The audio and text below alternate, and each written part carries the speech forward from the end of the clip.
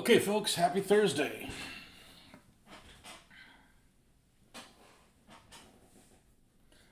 Greetings from the creaky chair.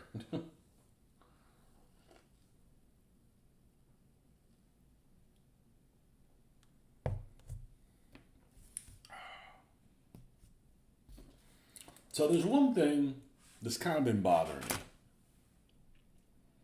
And I'm going to look into that before I do a deep dive.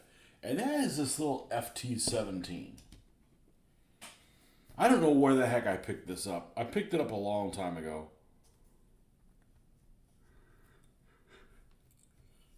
And I was under the impression it was a 20 millimeter. It may not be. It may actually be 15. In which case, I'm going to give it away to somebody.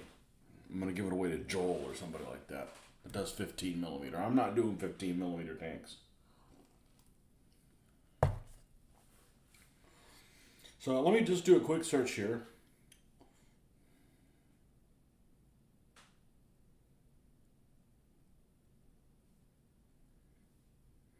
FT17 tank.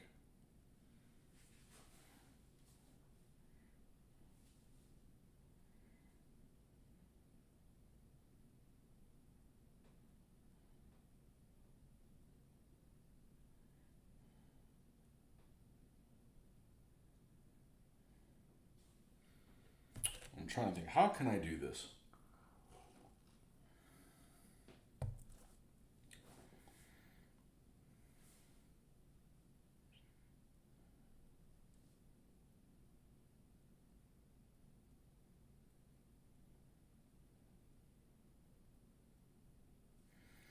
FT17 tank dimensions.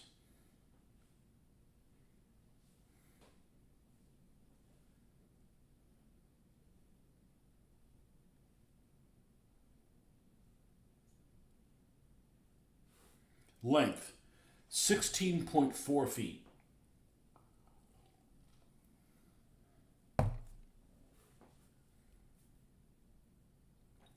There's no way this is 16.4 feet long.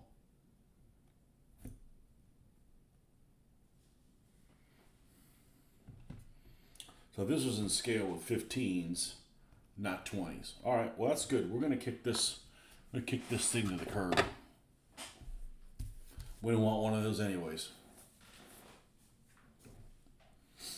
Just a vehicle I'm not very familiar with. Okay, so yesterday we did the handwriting on the 2KV2s and the decals, and we painted the track. So this is ready for weathering, so to speak. So as we are leapfrogging our way through everything, the next thing I need to do is, I wasn't able to proceed on the A13 because the base needed to be painted. So we're going to go ahead and paint the base, all right? And that way when that dries, then we can cut it out and put this thing on here and start seeing what our desert forests are going to look like. All right, so English uniform is the base color. Next one up is green ochre. Green ochre. Okay, here it is. And it looks not green and a whole lot of ochre. This is almost like a color you would paint like the Africa Corps in after they were already yellow. When they went to yellow. When the vehicles weren't gray, when they came pre-painted, that's kind of the color that would be. Similar color to that.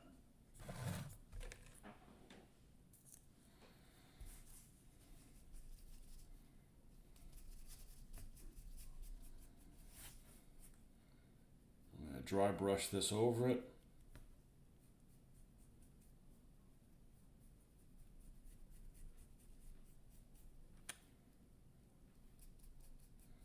The thing I like about dry brushing, I don't like about washes. Washes, you got to wait for them to dry. And the problem with waiting is I'd like to finish what I'm working on, not hop around from place to place. And then what color is on top of that? Dark sand, which is the base color actually that I used for that.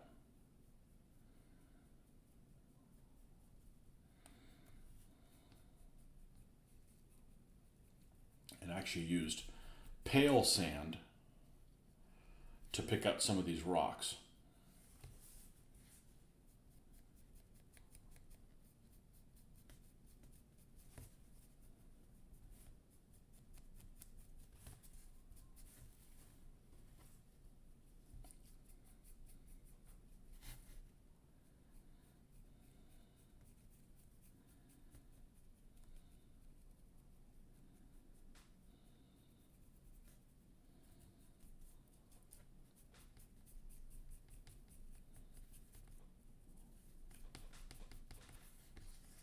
I'm just going to set it on top of it just to see how it's coming along. Can't really tell anything right now. But I did want them to make sure there's enough contrast. I don't want the base to be like the same color of the vehicle. Even that would be perfect camouflage. It's not going to look good on the game table. Okay, that's green ochre. Dark sand, our good buddy dark sand. Should be this color right here. Oh, I'm sorry, that's Iraqi sand that I used for the...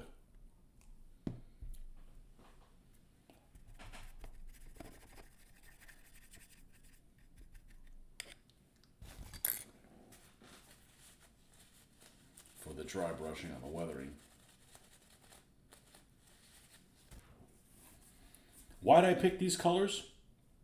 Well, I've been using them for a while, but the reason I settled on these colors in particular is because they were like a triad set that they had on the, not the triad set, but example of 3-color schemes for Flames of War basing.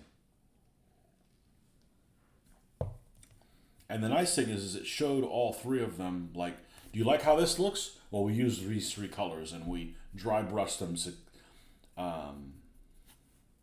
successively. We used this color and then we dry brushed this other one on top of it, and then we dry brushed a 3rd one. And that's useful because I hate to do 3 steps of this and then realize, man, I liked it until the last color I used. So I did that on this basing, and I did that on this basing as well.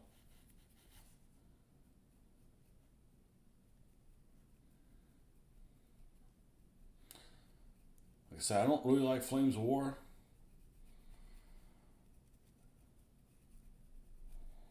but I do like their website. A lot of really useful stuff on here. Now, yeah, it's going to look that way when it's dry, isn't it?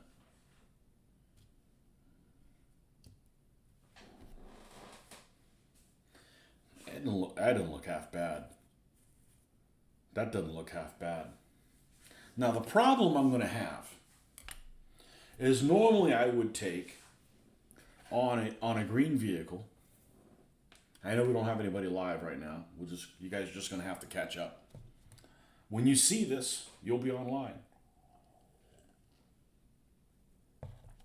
On these green vehicles, the base color is chocolate brown. And then there's 2 dry brush colors on top of it, on the base. Just like here. The base here is English uniform. We have green ochre, and then we have dark sand on top of it. The 2 colors, other than the base color, that are dry brushed on the stand are dry brushed up onto the vehicle as weathering. Okay, so this green vehicle has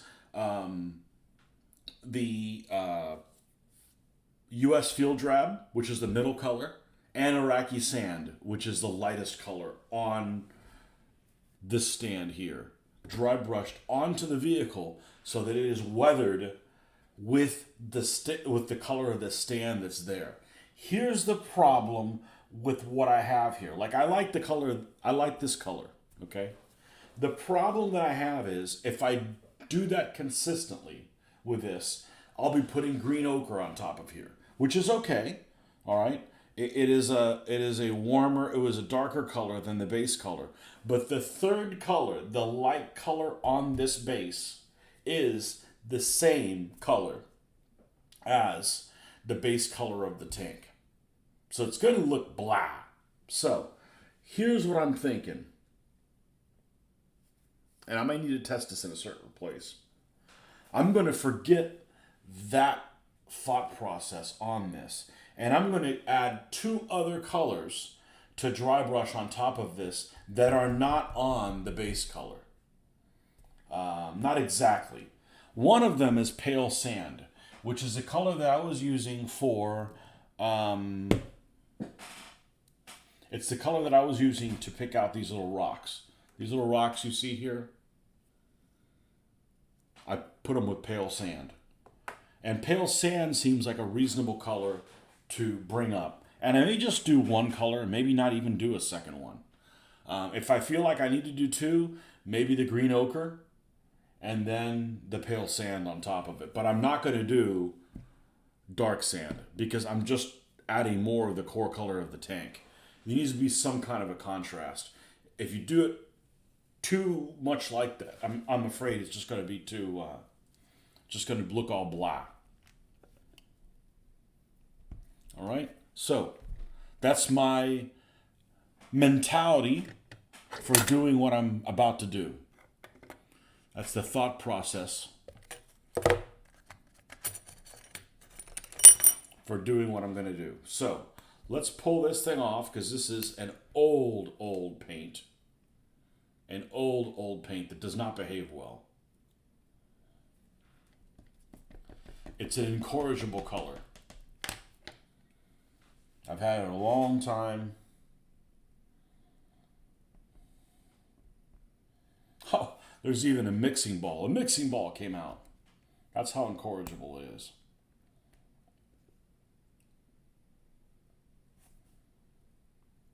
All right. I don't think I got a clean needle we can... Let's scrape some of this off. Use this as a clean needle and poke that thing. Oh, it already is. Okay, perfect.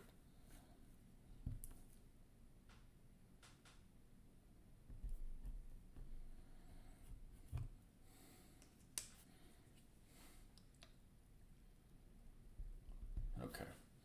We got some on there. Now, I know it might be a little early for you guys to sign on here, but I had an opportunity to start. Let's start. All right, these are the super readers. They are not. Time to get the super readers out.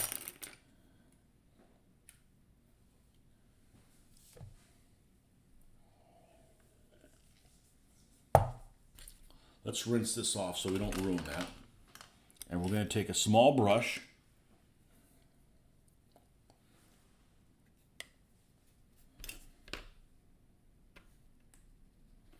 A little watered down. That's how I did these other stands.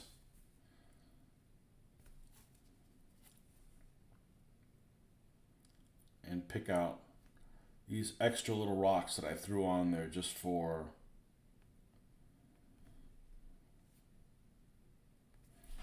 character.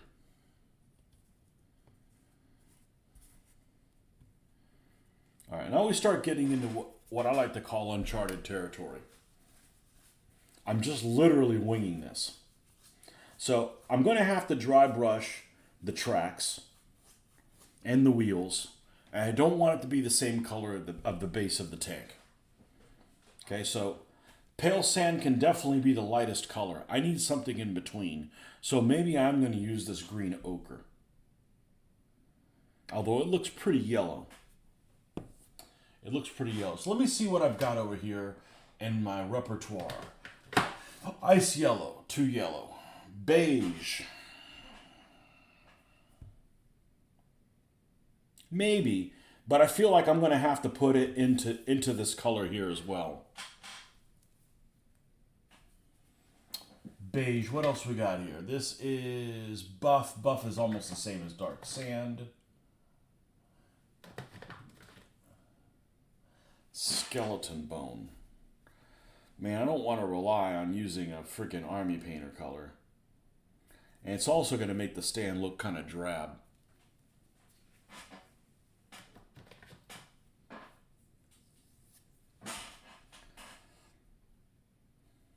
Let's take a look at beige. See what we're dealing with beige. As opposed to green ochre here.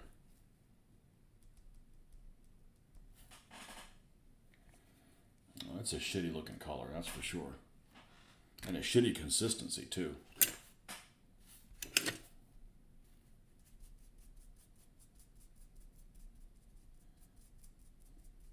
I'm looking over here. What is this symbol? Is this a pentagram? I said, no, it's not. It's just a little star that I drew. My little notes here, the star on top of the engine. Notes here for when I was doing the M3 half tracks.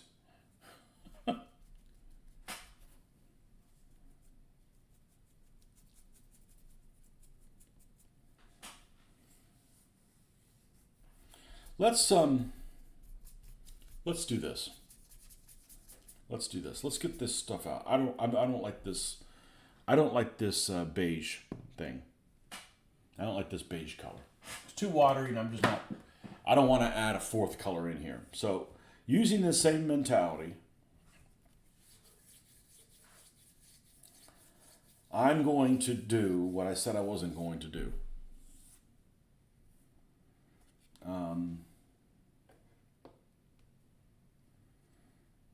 I want to use colors that are in here. So let's go ahead and use that green ochre.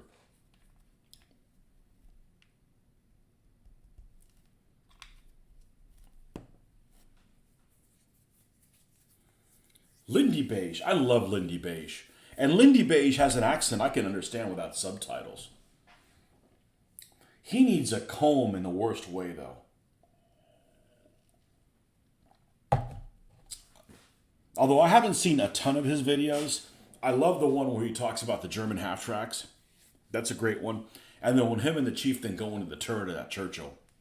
And the Chieftain just isn't fun at parties. I'm sorry, he has a lot of really interesting information, but Lindy Beige is who I'd want to play a game with. I think he'd be hilarious.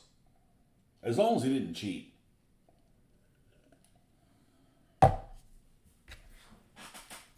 He was at Historicon one year, and I didn't know about him yet.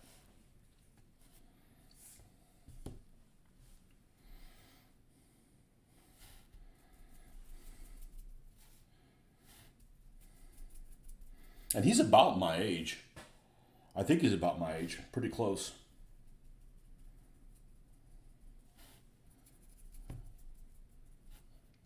All right.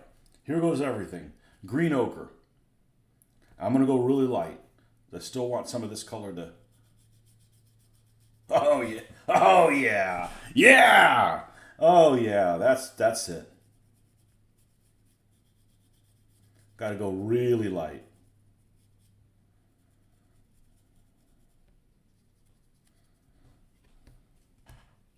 Let's get rid of the turret before you break that little 2-pounder. How you doing, Mr. Smith?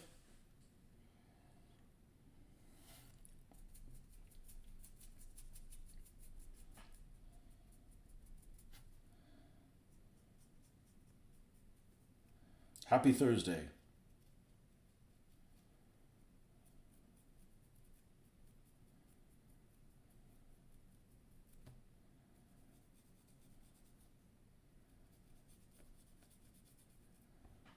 Yeah, just a little bit. We got to leave space for the pale sand to also be able to be dry brushed on there. So you don't want to cover the whole thing and then realize, oh man, I got to add another color to it. And I'm actually not a fan of just dry brushing one color. It needs a little bit more depth than that.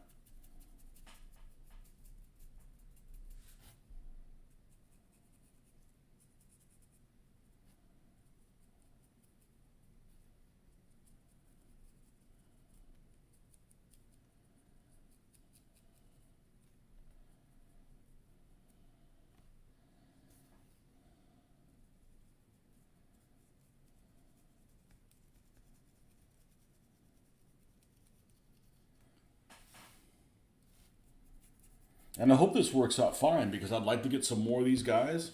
I'd like to get some A10s, not the ones made by Fairchild.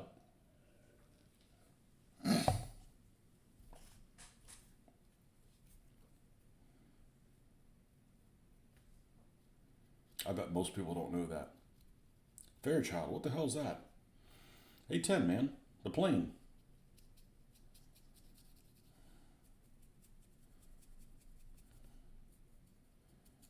I think that's who makes them.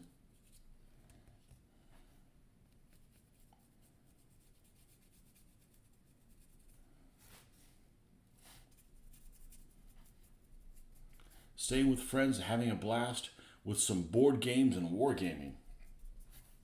You're staying with some wargaming friends. That's good. Just you, or you got your significant other with you as well?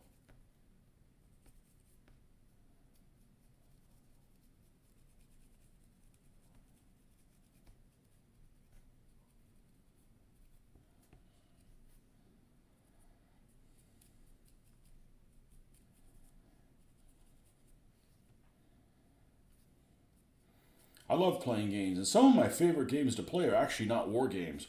How could you say that? Well, I don't know if they have this in the UK. They probably do because the world is all one thing, anyways. But there's a game that's available on PlayStation and Xbox, and it probably might be available on PC as well. And it's called Jackbox, and it's a series of games of different, and each one of them has. Imagine they're board games, but you can play basically through a console. But what's unique about them is your controller is your phone. So you're not limited to, oh, there's only 2 ports for consoles. No, you can have like 8 players. And you link in through through the server or whatever. And they're their own type of proprietary games, but there's stuff that's like Trivial Pursuit. They're like party games kind of stuff. I love those games. I love those games. The problem we have is you need a certain amount of people to play them. You can't just play them with just 2 people. Wouldn't be any good. And those aren't war games. Now I know I'm skipping over any unit markings on this thing. Okay, so I'm prepared to weather the unit marking independently of this. But I want to make sure that I am on the right track putting this on this color base before I go any further and commit to something that's going to be, not where I want it to end up at. So that's why we're doing this. And of course, we got to name this one too.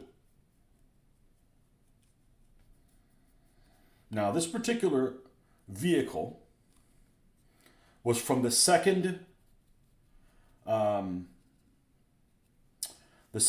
Division, which was in North Africa up until like April or May of 1942. They got sent off to, 41. Might have been April. Then they got sent out to Greece or Crete and met their end over there. But this particular vehicle was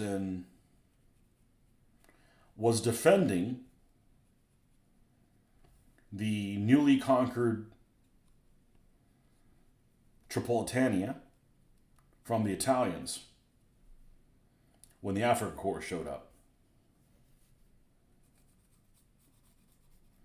And this particular vehicle example, they showed it with blue triangle markings and the name Emperor. So I'm not going to name this one Emperor because I had to tinker with the camouflage a little bit. But I am going to give it a name.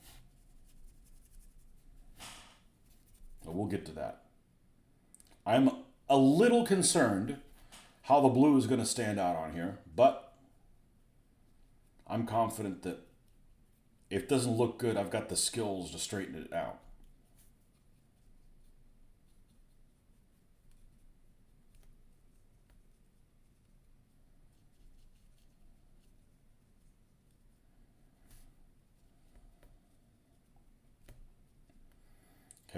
So I have this color here, just like all the other basing that I've done. This color that I just dry brushed is in the repertoire of colors that's in the basing. So this base color, this is the mid-tone here. The only thing I'm going to do different is I'm going to skip the light tone, because the light tone here is the same color as the base color of this tank. It's just coincidence. It's coincidence that when I did the counter colors and I did the yellower one, because there's two base colors for the counter. This is one of them, and the other one is the Portland. It's called Portland Stone, and it is a different color. It's a lighter color, but this one happens to be the yellower of the two. Total coincidence that it is in the basing color that I wanted to use with my guys. And you see how there's some grass on there? There's going to be little tufts of grass on here. Not a lot, but enough to, like, it's not totally arid. Okay? So, and I'll give it a little bit of interest there too of stuff. So this track actually turns out they're really nice. Now, once I glue this, I'm going to have to add some more goop, because you see the track was extremely brittle, and I didn't want to force it. So there's a tiny little bit of a gap there. We're going to put some goop in there, so you won't be able to tell what it is. And there's some goop up here, which will also do the same thing up there. So that's the plan. And I've had to do that before and gotten away with it. All right, so that's as far as we're going to go with that color, with the ochre. Now, I'm going to skip this tan color, because it's just going to end up looking the same thing. If it was any color other than the base color, I'd be okay with it. So we're going to skip to pale sand. Now, pale sand is this color here that I put the rocks on. So I'm going to have to go really, really light on that.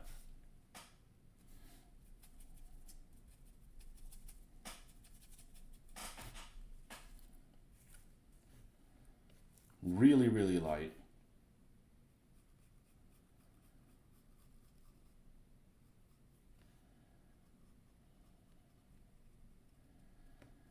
And I am not one of those people that's a fan of, like, hey, let's make the tracks all super rusty looking, bright rusty. Yeah, that's if you're not riding on it. All of this wear and tear is going to wear out the dust big time. Okay, let's see if we can get away with it. I said before I started working on these North Africa vehicles, there was a chance that I was going to like these guys so much I was going to stick around in North Africa for a while. The only thing against that is that I don't have any North Africa vehicles. But it's always been one of my favorite theaters, without a doubt.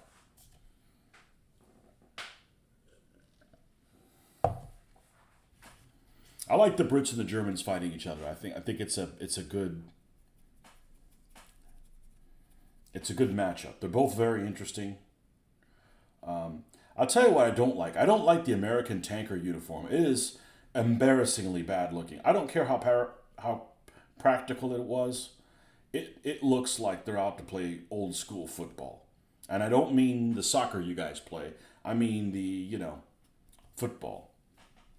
American football.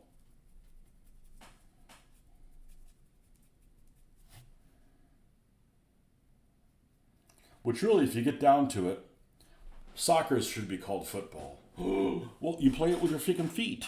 You play American football with your feet, but only the kicker does. Call it something else. Be banned from this country. Hey, I'm not picking sides. I'm just looking at things logically.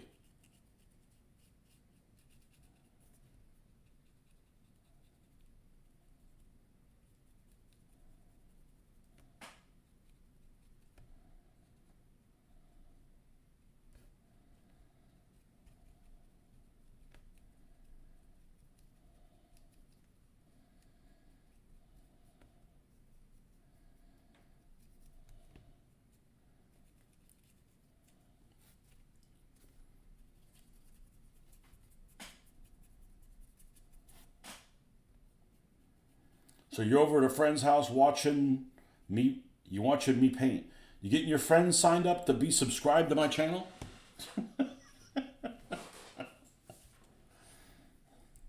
Maybe you got good friends and they already are subscribed. I have this one guy that I know that says things sometimes without thinking. Actually, he says things a lot of time without thinking. And one of the things he said one time is, "I can't afford to subscribe to you. I already have I have too many expenses already." I'm like, that's not how it works, dude. Soccer is a contraction of association football. I didn't know that.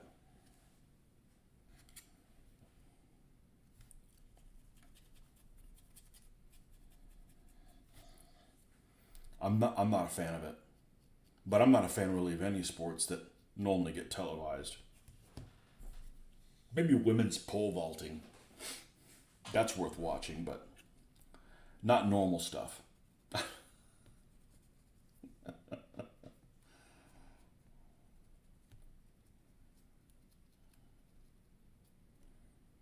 Not that I watch any of it.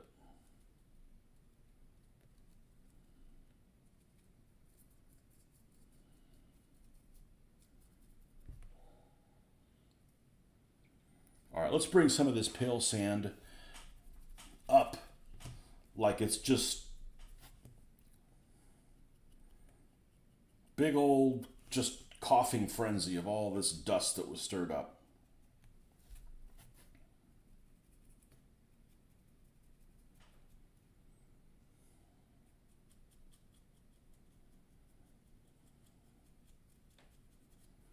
Beach volleyball?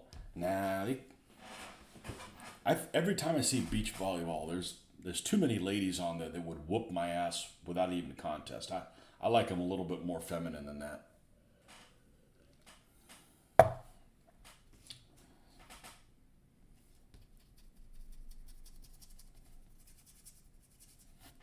Like them a little bit more girly than that.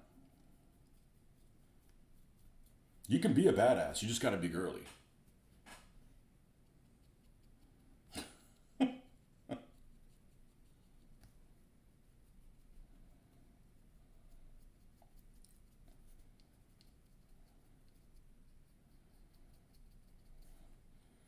Man, I love cruiser tanks. Now, my only gripe about this, and this is really my gripe to myself, I won't let this happen again, is this little nub for the antennas here. But I glued it on, and now it's rounded. It almost looks like a little phalanx. And the little phalanx, that's the little ammo thing that's on top of the phalanx. I think that's the ammo thing that's on top of the phalanx. And that's where the antenna, I would have to drill in it. And I think if I put enough pressure to drill into that, I'm going to break this thing off his mount. So I'm just going to this one doesn't get an antenna, unfortunately. I really want to do that, but I'm like, I'm going to have a problem here. So let's not do that.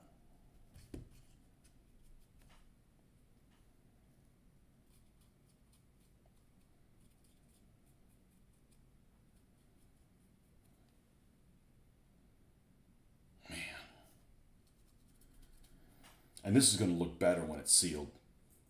It's going to look even better. It just brings everything together when you seal it.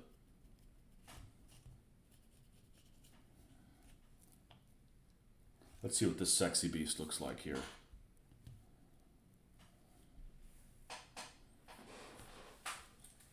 Let's take the readers off. Even the Covenanter, I'm not going to get any of those because they didn't see action. The Covenanter looks good. It basically looks like a Crusader without the sand skirts. I've always liked the look of the Crusader.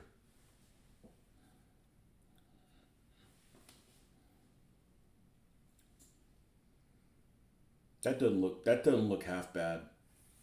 That doesn't look half bad. And the desert color has enough contrast that it doesn't look the same. And we haven't added the little tufts yet onto here. So, all right, let's get this commie bastard out of the way. Go away, you communist.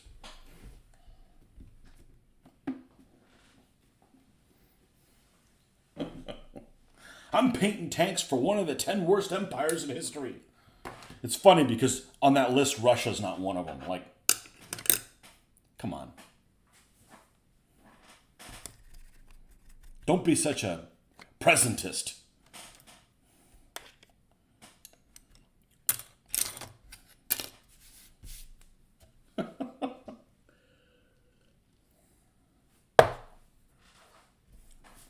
All right.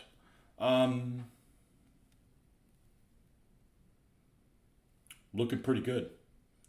Looking pretty good. Looking pretty good. So, couple things. Let's go to the drawing and put some markings on this joker. And let's get this out of the way. Because there's all kinds of things that could get transferred to something, and I'll have to repair something. I don't want to spend my time repairing things. So, let's get one of these that's dry.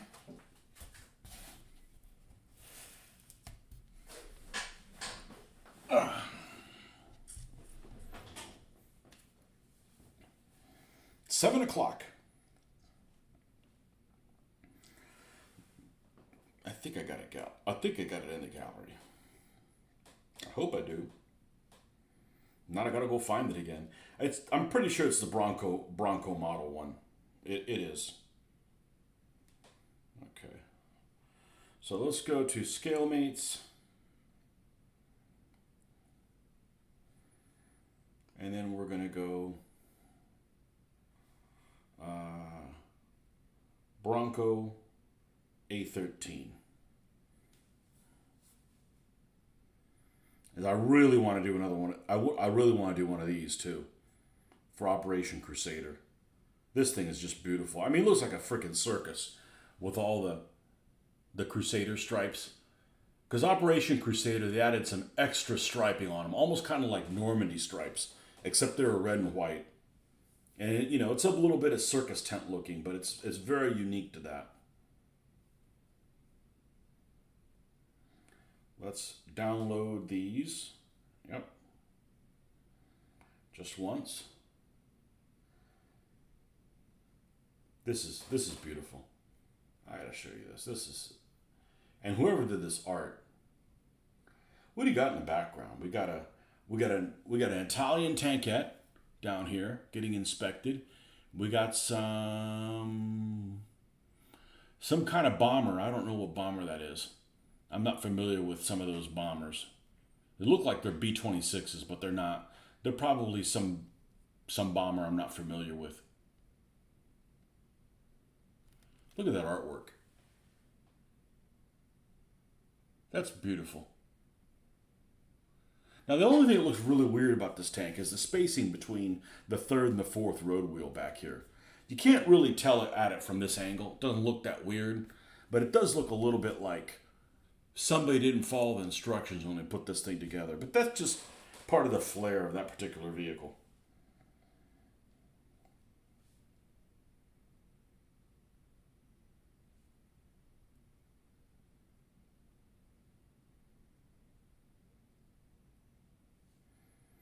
Now, the only gripe about this thing is this has a 30 cal machine gun instead of the Beza. The 30 cal, they were having some issues with it jamming. So they replaced it with a Beza, which I believe is a Czech design. And but I'm just going to just have to deal with the fact that that's different. But at least it's got the right armor plating and stuff on the turret. All right, let's go all the way to the back. There's full color decal descriptions. Yeah, that's the lighter stone color. Let's see if I'm getting too much kickback. Yeah, you're not getting the right. There we go. It's almost a little bit gray. And that would be this color here. That'd be this one, as opposed to this one as the base. And we're going to do some of each. I like them both.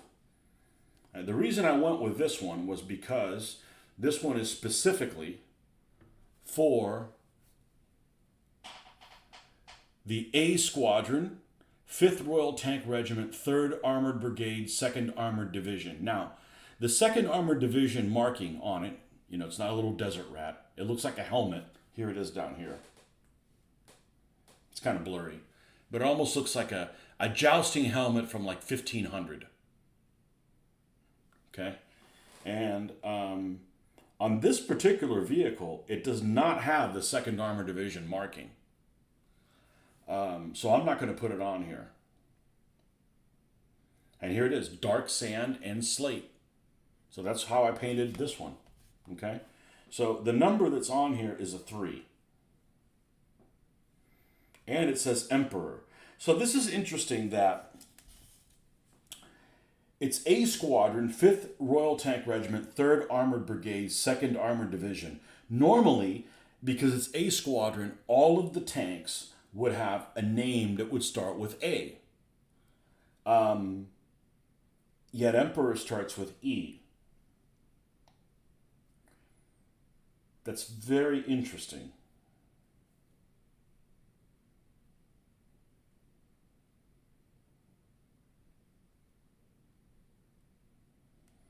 But it has a triangle with a 3 on it. Now, which is back here, which is great there because that's an open area that should be easy to paint. And same thing there, it should contrast nicely with the dark sand. The Emperor is written, looks like on the side here. Okay, so I shouldn't have any trouble doing that on either one. Okay, and is there any other markings on it? There's a tank number up here in black. That shouldn't be difficult to do either. And it does have the unit of service marking on the back, but not the front. Interesting. Unit of service marking being like the 63 that's on there. Okay. It has, is it 63?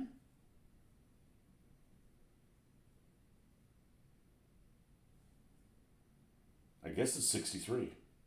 Okay, I'm going to hand paint that one. And I'm going to go ahead and move one to the center because it looks good there. That's green with a 6-3 on it. Now, the only catch with putting it on there is I'm putting it on a spot that has rivets. So I'm going to have to be creative. I'd rather paint over rivets than put a decal over the rivets. That's just asking for all kinds of problems. And then we've got a light up here that we can paint like a light. And we've got a vision block, which here it's in blue. So make it look like it's got glass. Got some other little details to put on there that to spark some interest in it. The unit of service is going to be back here on this thing too. All right, so let's do the unit of service thing first. Let's go to green. Let's get a green here. A flat green. Nah, I want it to be. There we go. Contortionist. Intermediate green. Let's go with intermediate green. And let's use the wet palette, even though it takes up a lot of real estate. Probably a Blenheim. Maybe. I'm really looking forward to doing some aircraft. I really look forward to doing some aircraft. I really look forward to doing some aircraft that could actually be on a battlefield for my skirmish game. You know, like the Lysander, stuff like that. You know, stuff that you could see. You know, a Storch, Fiesler Storch. You know, like, you know, gotta get on the plane and get the hell out of there. You know.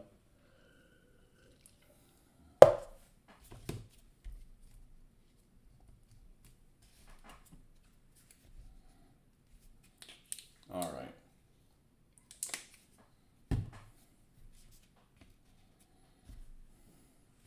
I'm going to get rid of this turret before we have a problem.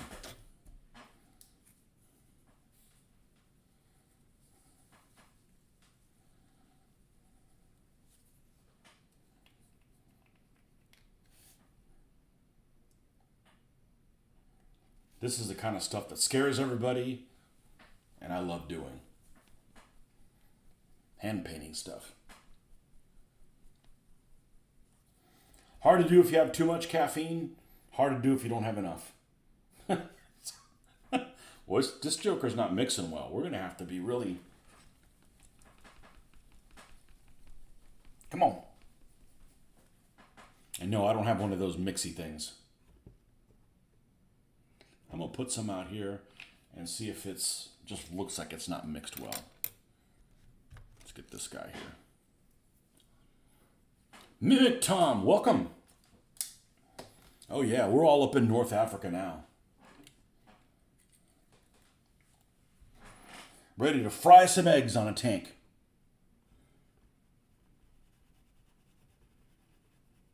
Okay, we should be able to...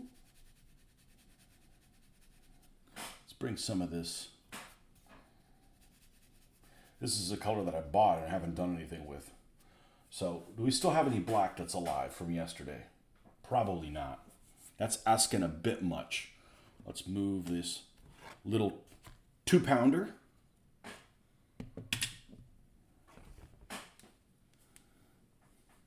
It is a British A13. It is a British A13 from a manufacturer I've never dealt with before.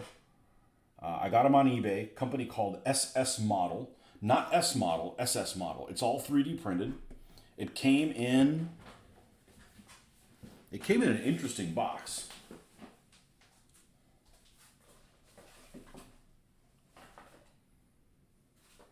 Where'd you go, dude? Oh, I can't find the box now. I didn't get rid of it. Anyhow, here's the instruction sheet. It's extremely well detailed. The only gripe is it's extremely brittle. So you got to be really careful. You got to be really careful with it.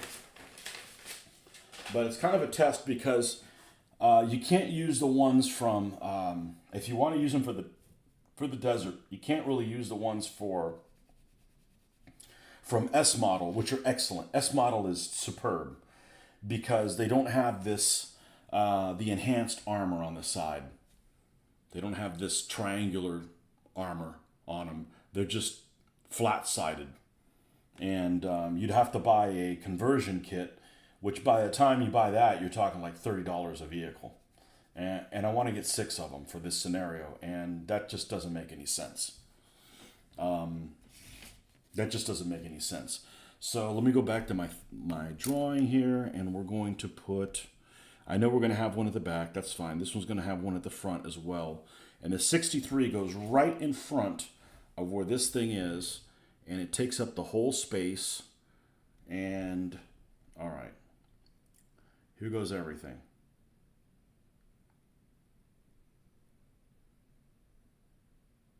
If anybody can do this, I can do it.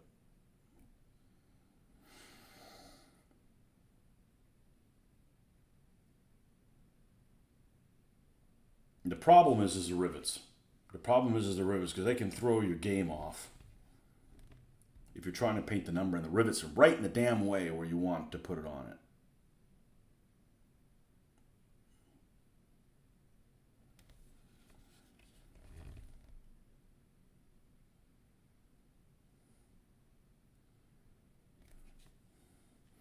And I'd love to get decals, but man, it's almost impossible to get decals for these things. And by the time you buy decals and pay for the shipping on them, you know, you're throwing a lot of money at this thing. And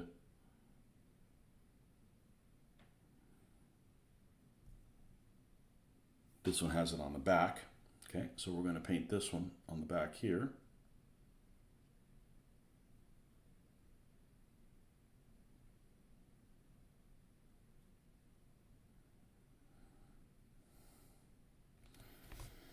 Okay. And then a dark green on purpose. I don't like to just put the same color. I want to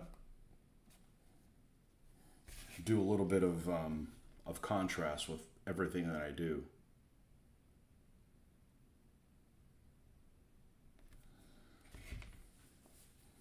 Okay. That's the 2 green spots on there. No, don't do that. Okay. That's the 2 green spots on there. And I'm probably going to put the white on there and then do a lighter green around the white. I'm thinking that's what I'm going to do. Yeah, like I said, the British vehicles in North Africa are just beautiful. Africa Corps, not a huge fan. Although, if this turns out really well, my Panzer 1 is going to go to North Africa. Because I have a Panzer 1. And we're going to paint it gray first, and then we're going to weather the living shit out of it with these colors that are on the base to make it look like you're still going to be able to see some of the gray. You know, it's going to be more, you know, you'll see it. You'll see when I do it. But that's my thought. That's my intention on it. All right, now I'm gonna change my tack a little bit. We're gonna add a little bit more green to this.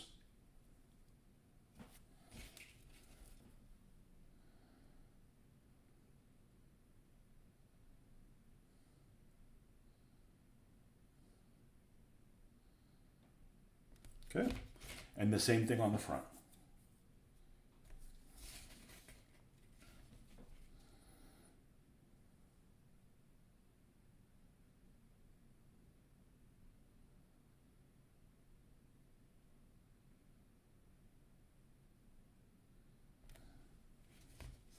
And if this turns out really well, which I suspect it will, I'm going to build a piece of terrain for the desert. Because I've got this little... F it, let me go get it. I've got this little thing. I picked this up a couple years ago and I've done nothing with it. For really, really inexpensive. And this thing is super cool. This thing is super cool. This is some stuff that was done by Miniature Building Authority. I don't know if they cast it or not.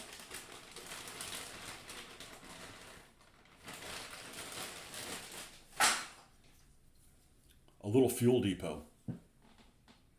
So all of this, I was thinking when I saw this, I'm like, oh, that looks like snow. And it could be, right? You could be a tarp with some snow drum, you know, the Germans are trying to, you know, break through to some fuel depot or something like that. But I'm like, this could just as easily be the desert, you know? And I've got several of these. And as an objective, scatter terrain is, as it's called. Yeah, here's another one. So, anyhow. Who knows? I might be wargaming first in the desert and not Russia. I'm just painting these things just to paint them, you know? But so far, the method that I use to paint it, I'm pretty happy with. Which, like I've said before, I'm the one that's got to be happy because if I'm not happy, I stop doing these things. It's all good and well that you guys like it, but if I'm unhappy with it, we're going to have problems. We're going to have motivational issues.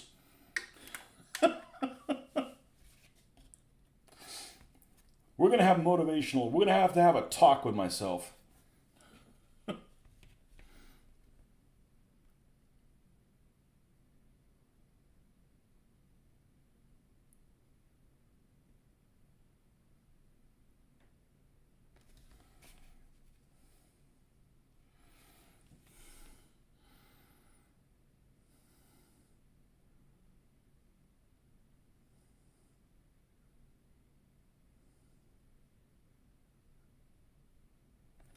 Now remember, I'm also wargaming in 1-to-1 scale. What does that mean? One tank is one tank? Not only that, but what you see is what you get. So even if you're playing on a 4x8 foot piece of terrain, piece of board, it's still only like 100 meters by 200. It's really close range. So that lends itself a lot to making some really interesting narratives that happen in the course of the battle.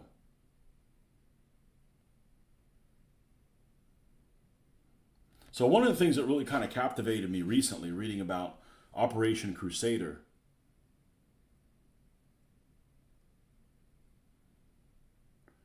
was the seesaw battles that they had over the airfield at City Rosé with tank wrecks, all kinds of shit.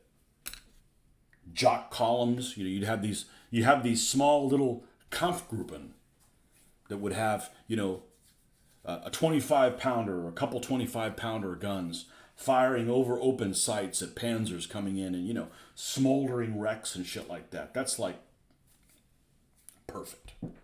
There's even one scenario in that North Africa book from the skirmish campaigns that has like random wrecks in random places. So it's not for City Rosé. It just happens to happen to have the random wrecks. All right, I'm gonna grab a soda. I'm gonna come right back. What's in here? We still got water. Okay. We'll wait for that to dry, and then we will go to the blue. And I have a feeling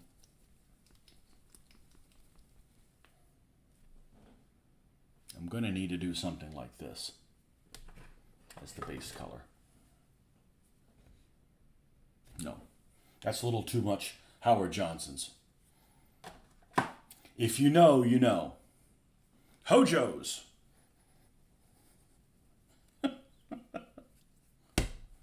I'll be right back.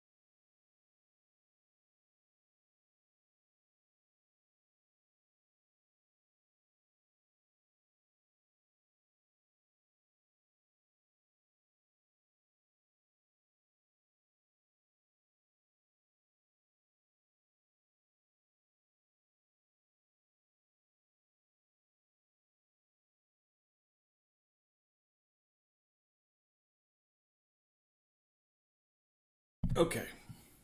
6 folks. More people showed up when I left. Can't be a good sign. MP Model Plastic. Welcome. Okay. So,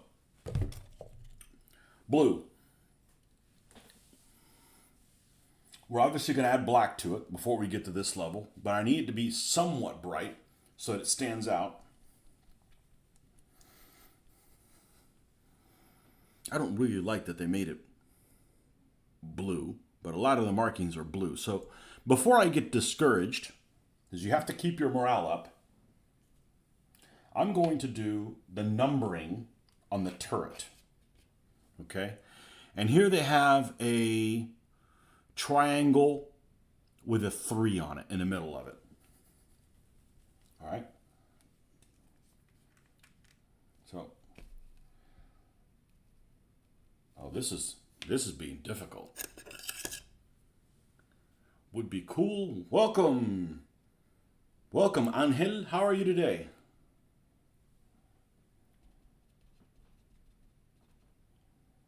That should be plenty. Plenty of blue. Make a realistic tank battle scene. Well, I'm not going to do a diorama, but I've never done a wreck before. Streaming early. Oh yeah, man. I was like, let's get it on. Let's get this thing done. Let's get this Joker done. Let's get so excited. I'm going to be like, let's get some Matildas rolling in here. Okay. I need to go with one brush that's thinner than that. We have a little bit more control in that. Let's go with this one.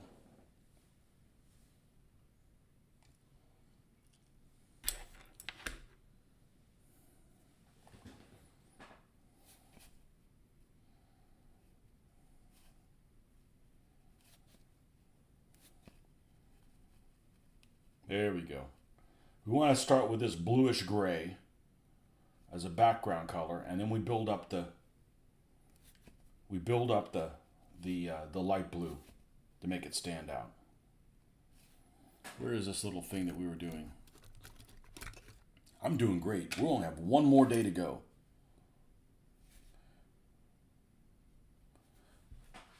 I live for the weekend.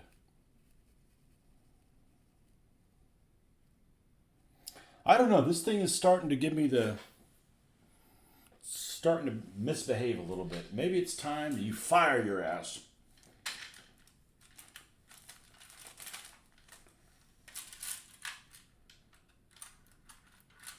Because I really would like to not have to correct anything that I did.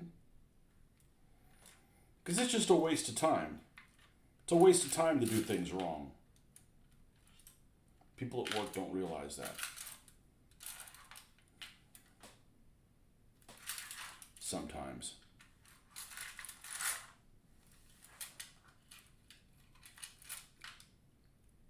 Nope.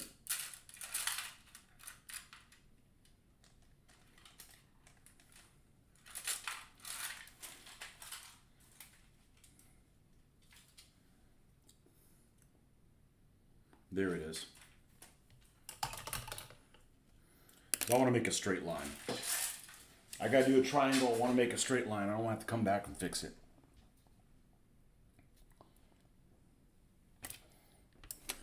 Keep changing my mind here.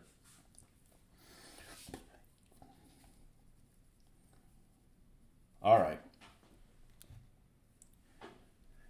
It sits in between these two rows of rivets.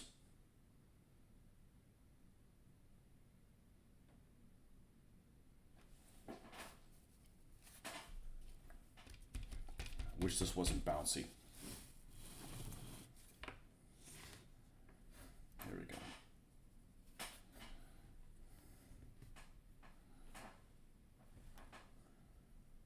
I don't know if I'm going to be able to sit it in between the two rows of rivets. That's kind of a tall ask. It's going to be a little too narrow.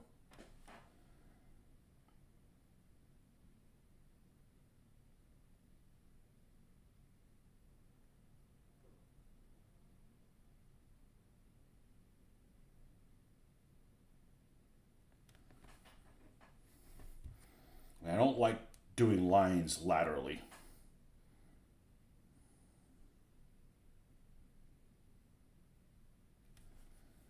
Now, this is kind of the basic shape of it. Had to leave last night because I was prepping a bag of 15mm Polish troops and didn't want to get the metal dust on my keyboard. When I finished, I was gone. Yeah. I would have still stayed on if it was Friday night.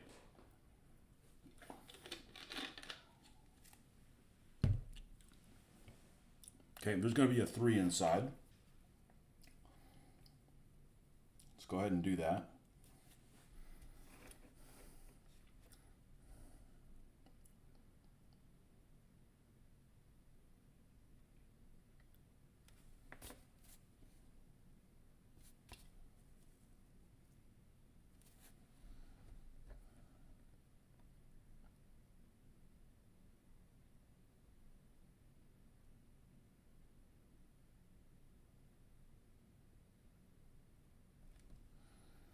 Okay, And then we'll do the same thing on the other side.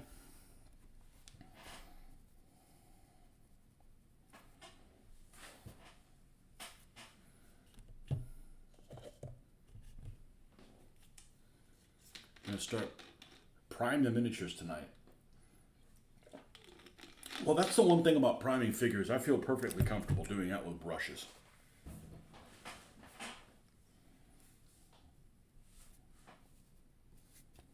And I really like having two of these. I really like having one that stays inside and one that goes in the garage with the airbrush.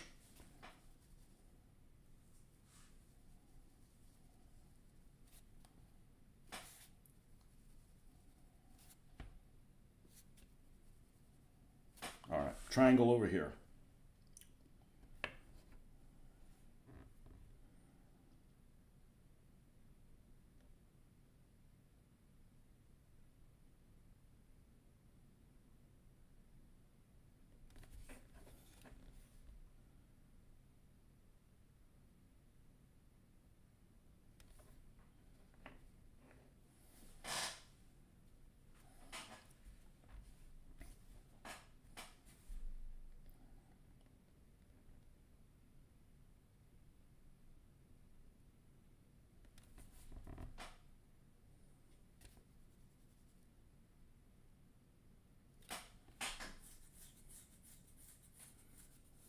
Your phone is beeping. I think it's my phone. Mine's not making any sound. I don't have volume on my phone normally. My wife always gets on to me. I can't reach you. Well, the reason I have my phone volume on is I couldn't tell you how many times I'm sitting in my office and I get a personal phone call the exact same time that somebody above my pay grade comes in. And it pisses me off because then they get like this sour look on their face. You know?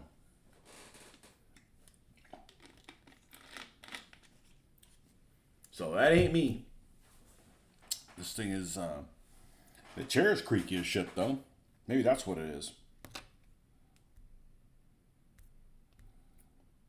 Okay, so we got that 3 that we can build up. And then the writing is going to end up being here. I may have to do artistic license on that.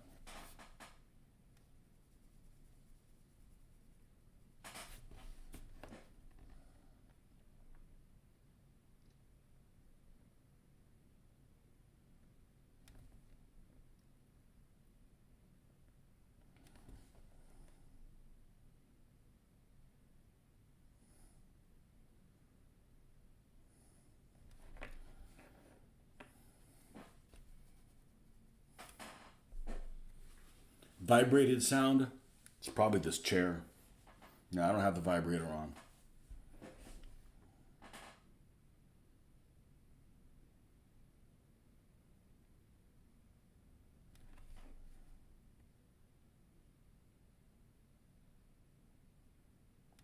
Do I need to get a shittier microphone?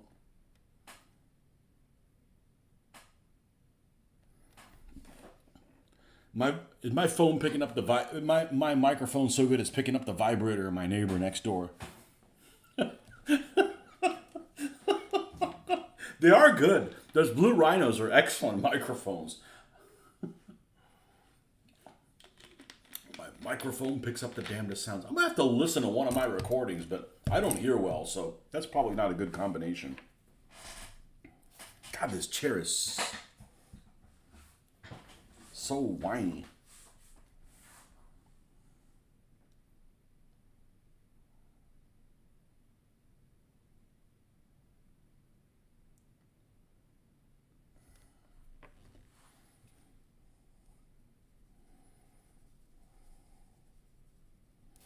And let's get. Got any white left? Oh yeah, we do.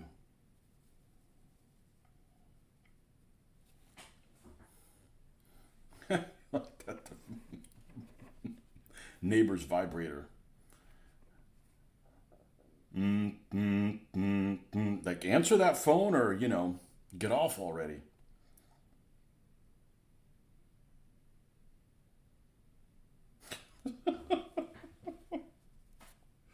Love it. Love it. That's what we're here. We're here to have fun.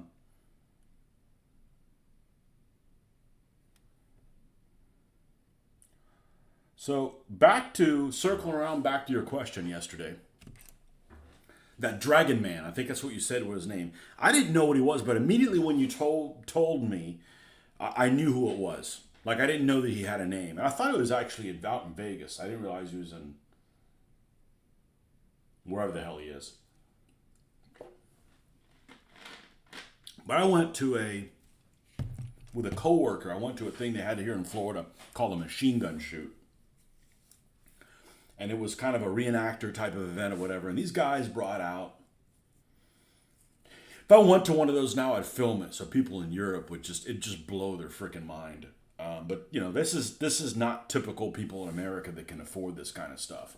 But they had these tables, and it was probably 300 feet of tables, almost like tables you would have like at a banquet on an overhang at this outside range, and people brought all kinds of stuff, whatever, the class 3 weapons, whatever, like fully automatic weapons out there. They had 30 cals. They had MG42s.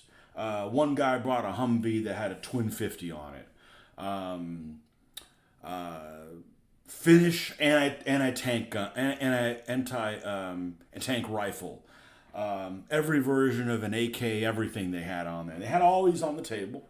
And then, you know, they brought all these cars.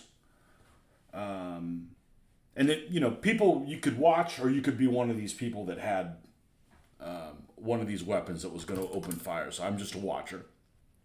And they brought all these cars out, 6 or 7 cars, like an old Dodge Omni, and you know, cars that don't run anymore, basically from a junkyard. And they basically opened fire on them. And every single thing, I mean, it was just definitely loud. And every single thing that could burn on them, it was burned. Like any wiring, it had gotten, you know, it got burned up or whatever. And I went to one of those, like it was like 2004 or something like that. And I got a mug from that. I never went again, but yeah, even if you could afford some of those weapons, the ammunition expenditure was ridiculous.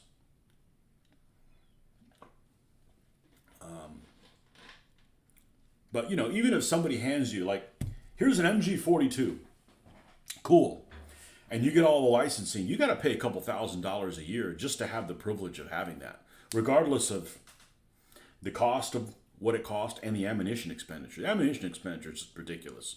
So, you know, it just, I wanted to go there to see what some of this stuff sounded like in action. You know, obviously with your protection, but still. And the loudest thing there was 2 things that were super loud.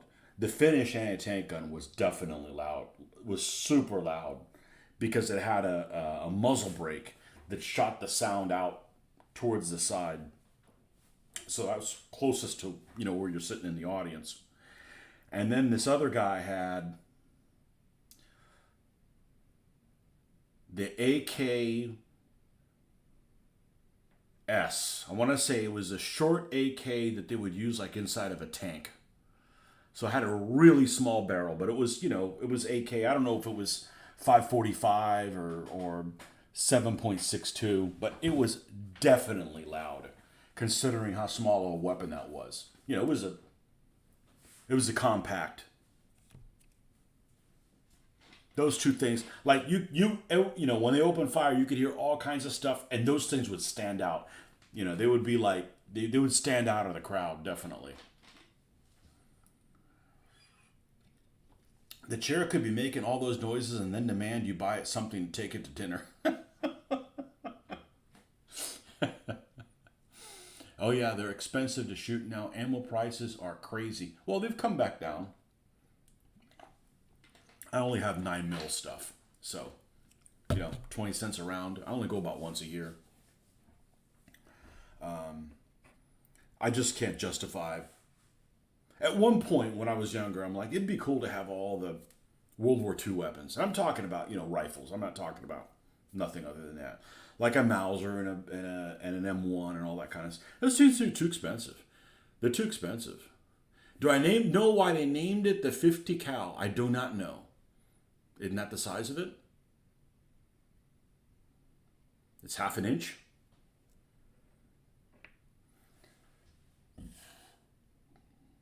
I definitely another thing that I'm definitely pro metric on is firearm calibers.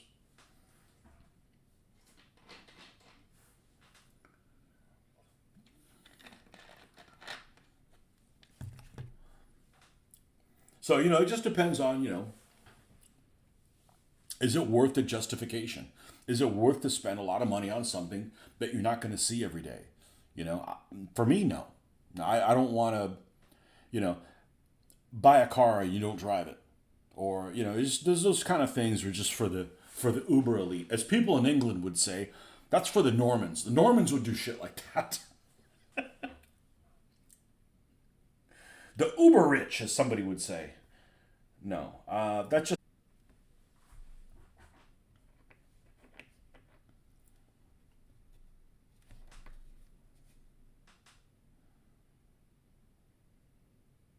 There's a there's a guy that had a functioning Hellcat or something like that, and he had like a misfire or something like that. I guess he was packing his own ammo. 76 millimeter blank. That's a lot of powder, I'm sure. But that's cool. I mean, if I had a ton, I mean, that would be really neat to have your own World War II vehicle. You know?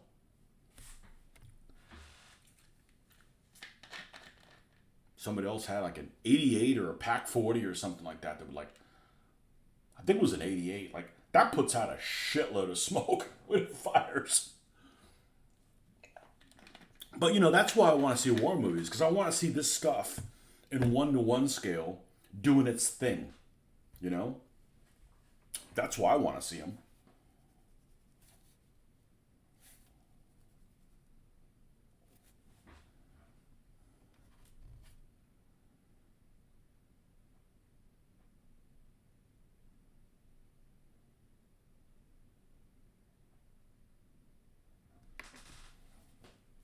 All right, I think we need to add a little bit of white to this.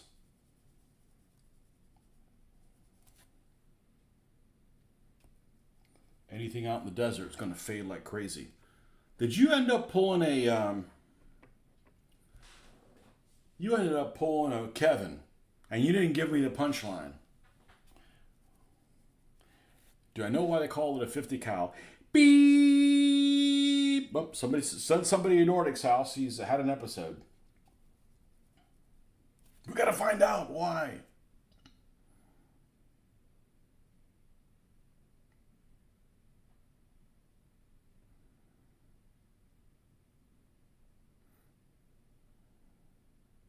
It's shotguns I can't figure out. The smaller the thing, the bigger the bore. Like, okay, what'd you do? Fail logic class? I did give you the punchline, but I missed it. Okay. Thanks, Kevin.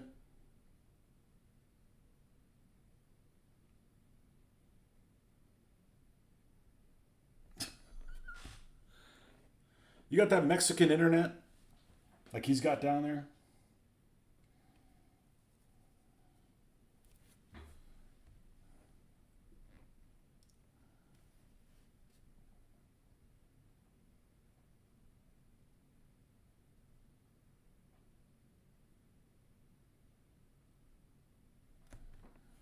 Okay, that's just enough for it to stand out and not look like a nuisance. All right. Now, I don't know why the hell Vehicles and A Company would have an E name. That doesn't make any sense. That just doesn't make any sense to me. Did that post get deleted? No, it didn't come in. You pulled a Kevin, or Kevin got pulled on you. Maybe Kevin wasn't doing it on purpose, but no, look at the feed there.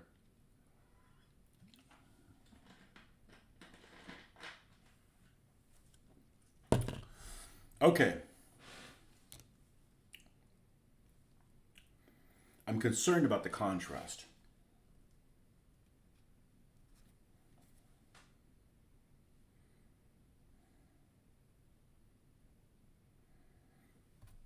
Well, let's move over to the tank number. That's going to be in black.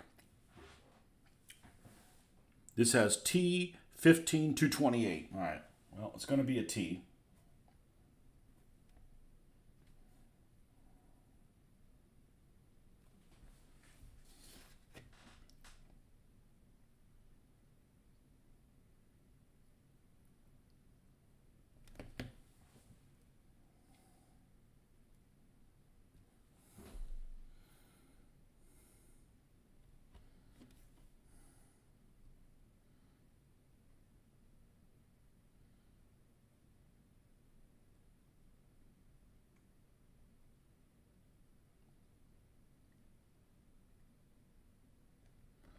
T15.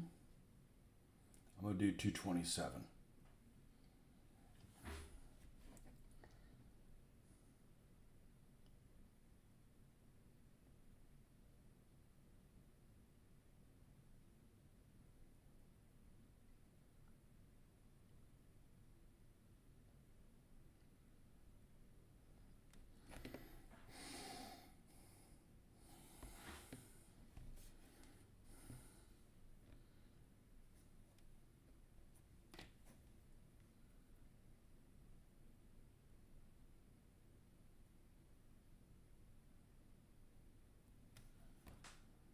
And we're going to weather over that. So if it doesn't look perfect, we won't know any better. And this one, we're going to write it backwards because we're limited on space on that end. So the 7 gets done first. Your post still not going through. Nope. I'm literally, look, no hands. You're running the post up there.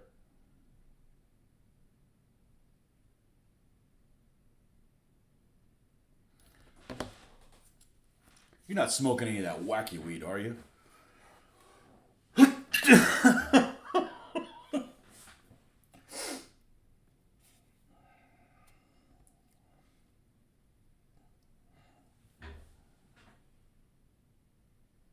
Some idiot probably reporting the post. Why would they do that?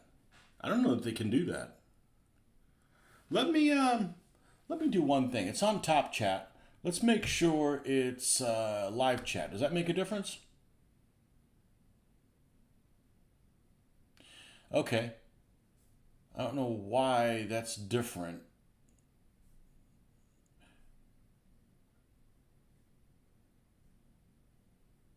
Oh, okay. I guess it didn't like that you put that stuff on there. There's your thing.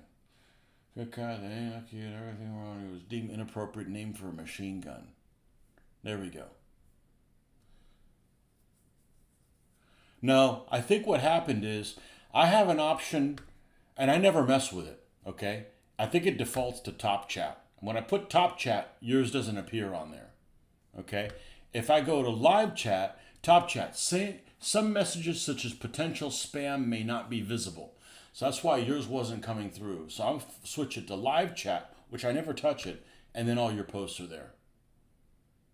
Okay, so it's your job when you come online to remind me to switch it over to live chat. I'm not worried about people posting stuff on there. This is an adult site. You know how to behave. You've proved it for years.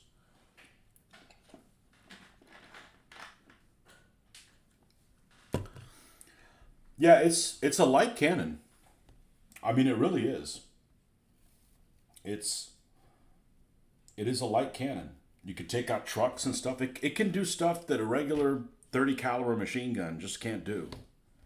Just because of its penetration capabilities.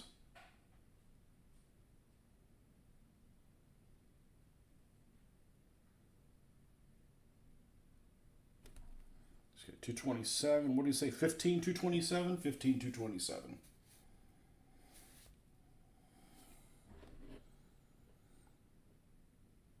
Can do that, but charge a fee.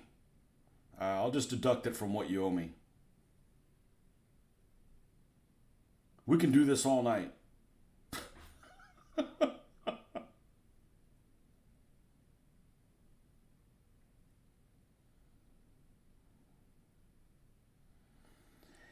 It has saved me a ton of aggravation. not having to put a second camera. The second camera is a pain in the ass. It really is. Having to hook up my phone as another camera, then I can't surf with it over here. And I'm a painting person. I'm not a technology person where I can go in and put things. It's just easier to say, hey, look at this, and show you a picture of it. Instead of like, all right, let me get that one screen up. I'm just never going to be good at that. Just like the guys that do these videos on how to make your YouTube videos better. They don't know how to paint, So I'm going to stick to what I know, not to what I don't know. All right. Is it 63 is the magic number here? Yeah. All right. So let's get the white out.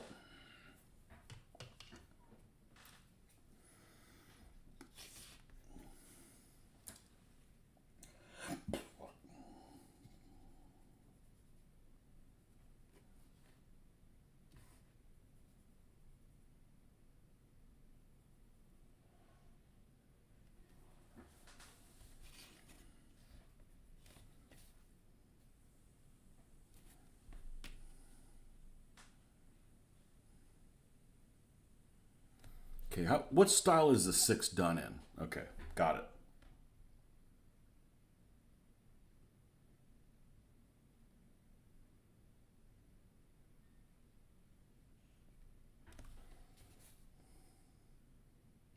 And then I'll show you how this turns out, even if it's good or not.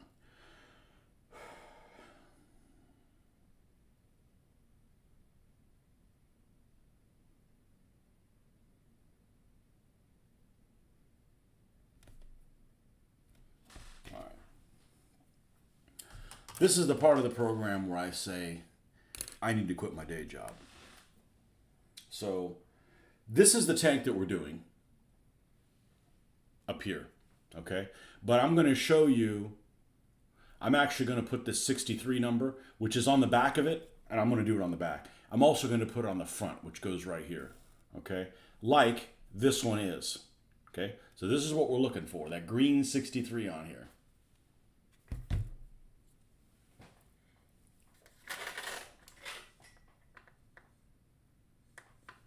I don't know if that comes out worth a damn. We'll want to take a photo of it. That came out almost exactly like this one.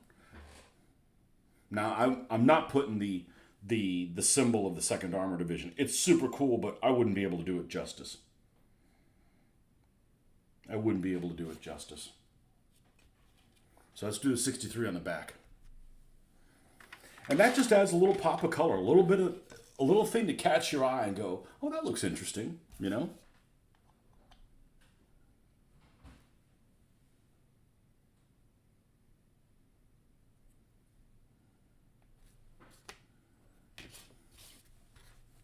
Let's do the same thing on the back.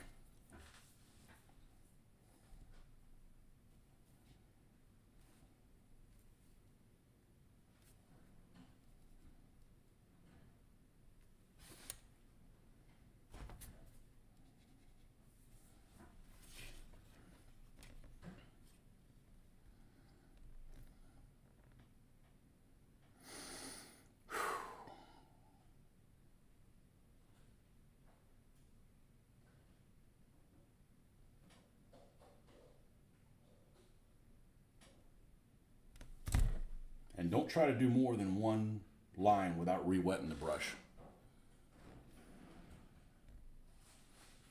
Small details. Yeah, something that just gives it some interest.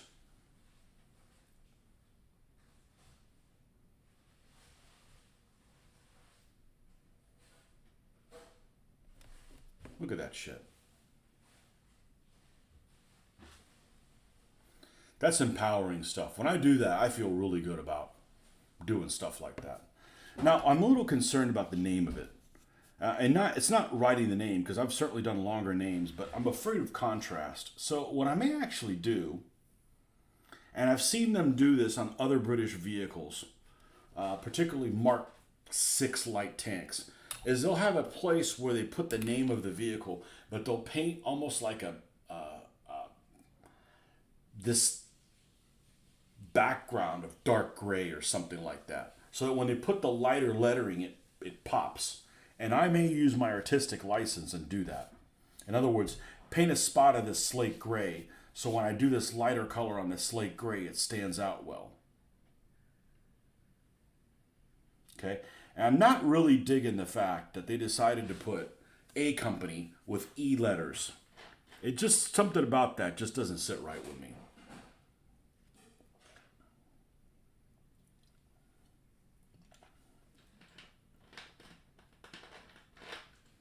But I'm going to roll with it because there's an emperor that had this.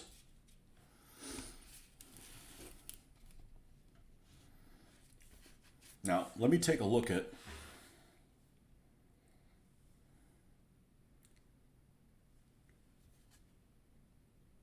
I'm probably going to have to do the whole area for it to stand like that. So I don't think.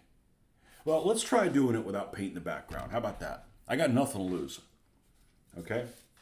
So, E-names, first one that came to mind is, I love British names that they name things because they're always like fun adjectives. Like if you're talking about their warships, they have the best warship names of all. I just love the name of British warships. So if we're doing E-names, we have Emperor, okay? And I'm going to do Elegant, okay? So I'm going to write it down, and then here's the reason why I'm going to write it down. I'm going to do the midpoint, and I'm going to do the letter in the midpoint and work my way both ways. So that's why wherever I put it, it's going to be centered, okay? E-L-E-G-A-N-T, so the G is in the middle, so we're going to paint the G first. Okay? And the G's probably going to be on that damn latch, isn't it? Okay.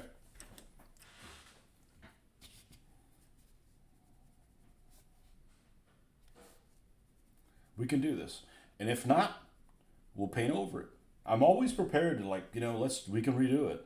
And somehow it just always turns good enough that I'm not worried about doing that. Now, I probably don't want to go over this twice. This is going to be a little bit like threading the needle. So we're going to try to do this on the go the first time. So let me mix up a color that I'm going to be comfortable as the finished color. And go from there. All right, we're going to do a G first. And we're going to be limited by the size of letters here because this tapers. So we don't want a letter that's big and then all of a sudden you don't have space for it here. A lot of things to really keep in mind so you're not off on the wrong track. So we're going to have to do it towards the top of this. I'm going to move it off a little bit off of the latch.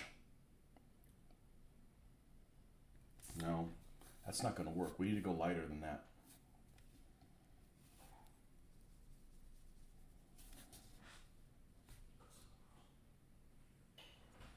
I could just use my artistic license and make them white, the lettering. But let's go ahead and lighten it quite a bit, still so it has some blue in it, but definitely in the white side of things. All right, here we go.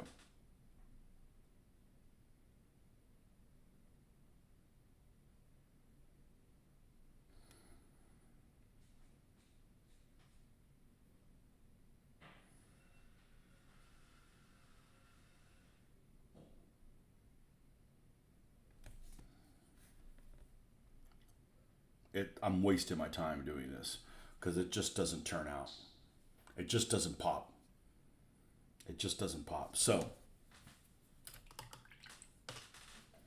we're going to come in with a wet brush. We're going to eliminate that like it never happened. Dab it. And we're good as new. So let's try doing the same thing, but with white. Okay? Pure white, see what it looks like.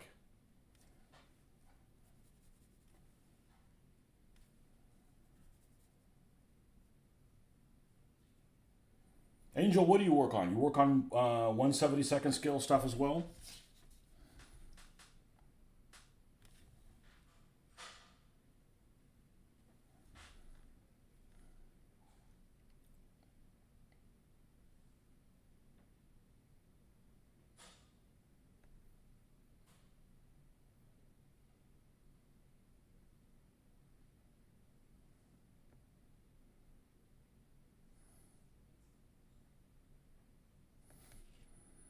Okay, now you can at least read it. So let's just keep moving forward with this.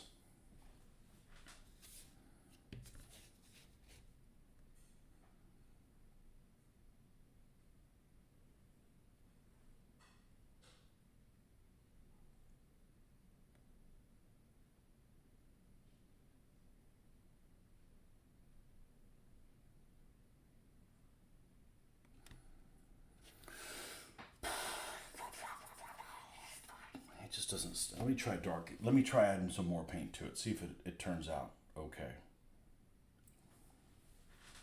See if it pops out more. The letters look fine. It just needs to pop more.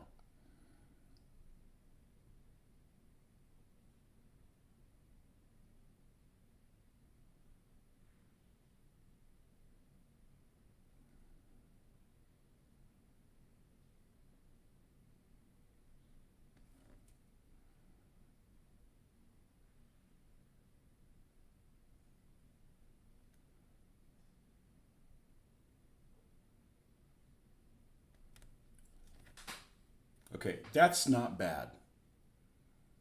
That's not bad, and I think I would rather have it on the tank than not on the tank. So in other words, I'd rather it have that name than not give it a name. So let me do the other side using the same methodology. And sometimes you just have to pick a color that goes with the contrast a little bit better. I've actually never seen names of tanks in blue before. It just doesn't seem logical. So them being in white isn't counterintuitive or anything.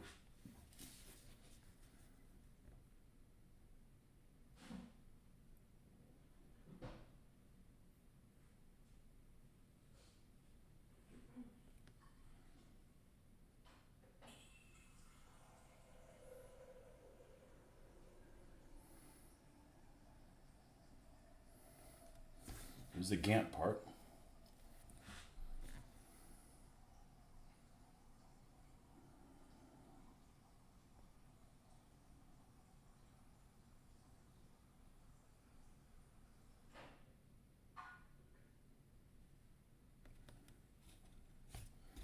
And then let's come in with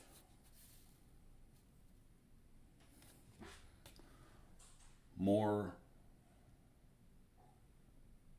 What's the correct name for it? More.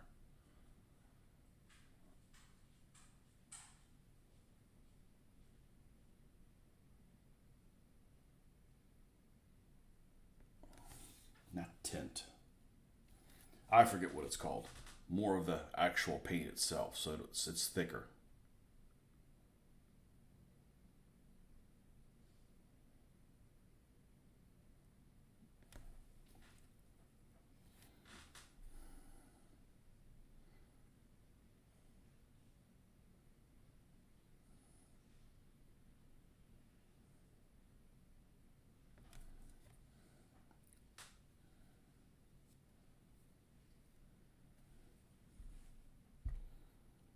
And the part that looks the best is the part that it's over the gray.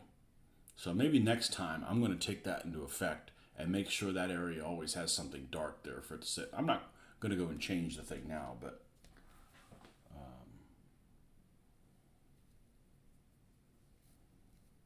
man, what is that called?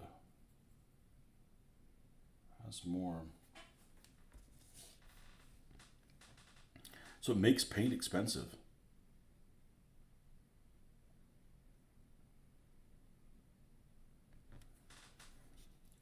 Okay.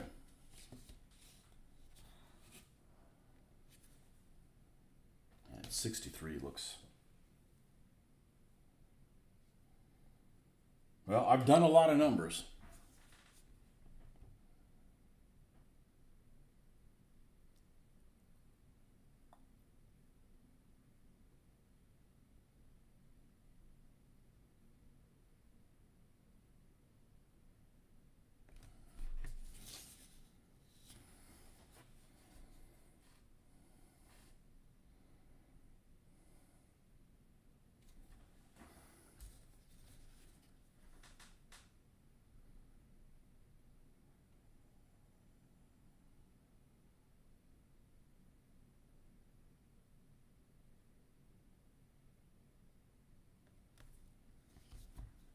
Okay.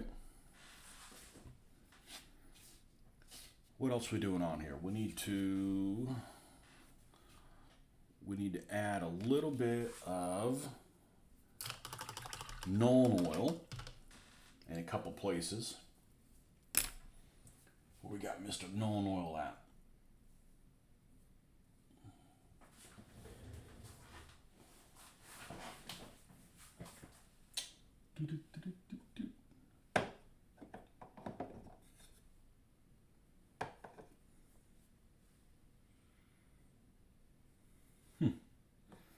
I don't think it's a little bottle like that.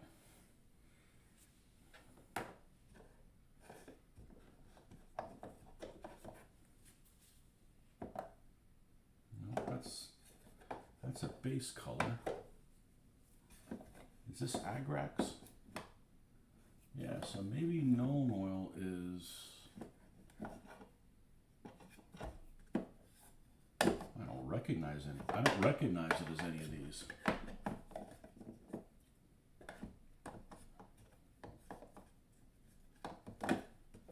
Could just use watered down black, but it behaves so much better when it's already Agrax Earthshade, what's left of it.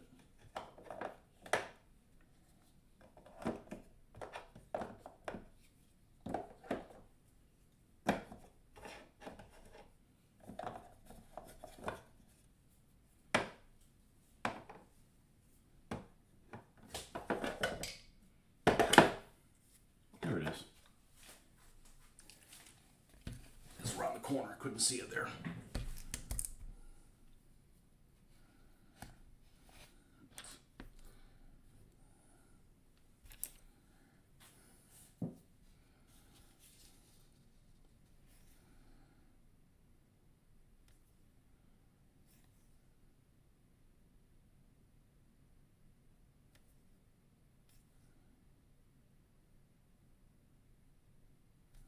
Like I said, these SS models have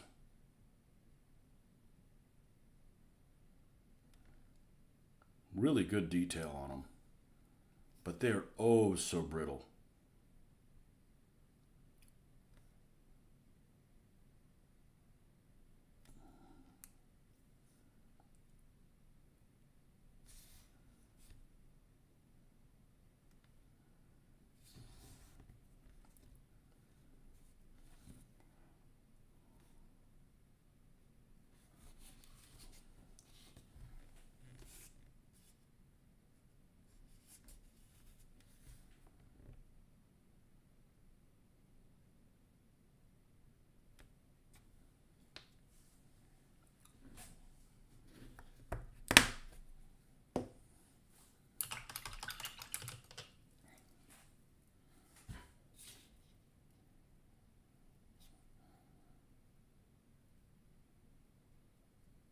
We have this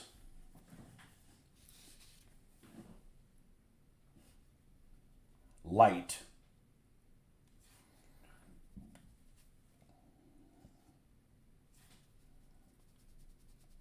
headlamp that we're going to paint.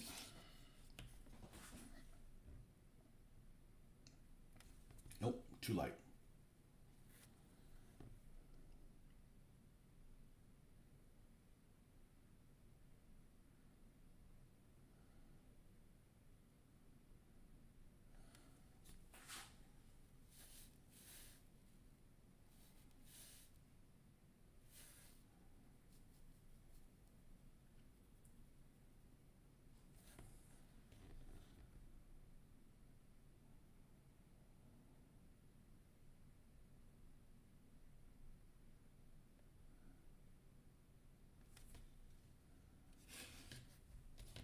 And then we have this other area over here.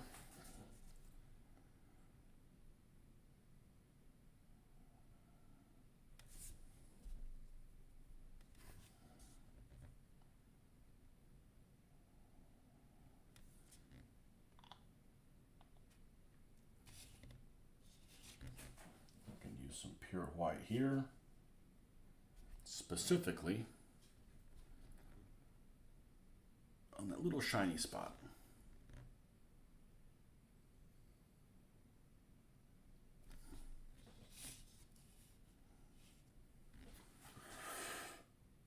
I don't know if there's anything left to do on it other than let it dry. We got some rust that we need to do on the. I like making my own rust with orange.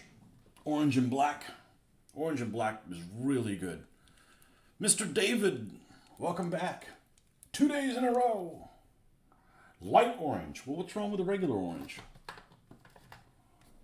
Oh, it's a German orange. All right, I can see the problem there. Which one's this one? Deep orange. Let's keep... Almost done with Mr. A13.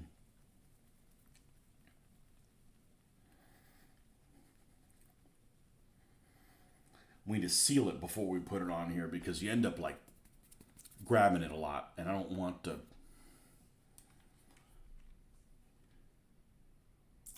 Oh, nice. An explosion of orange. Well, that'll be good for about a month. We do all kinds of rusty things. Hey, that's a good place for it to happen. Nothing too much. Happens to everybody.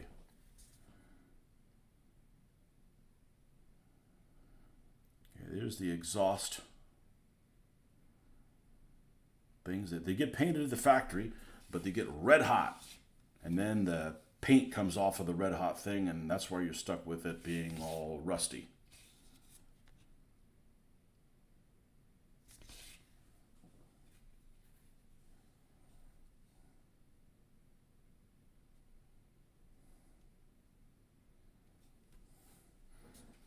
Virginia is for lovers. I thought that was an old saying, but still, last time I was in Virginia, there it is. Welcome to Virginia. Virginia is for lovers.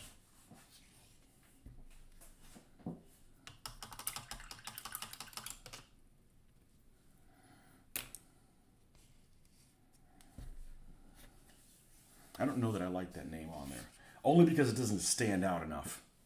But we're gonna leave it be. We're gonna leave it be.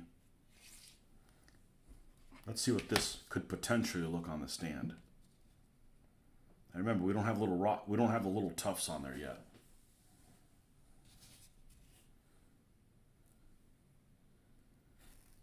And it looks like crap in this video. Always does.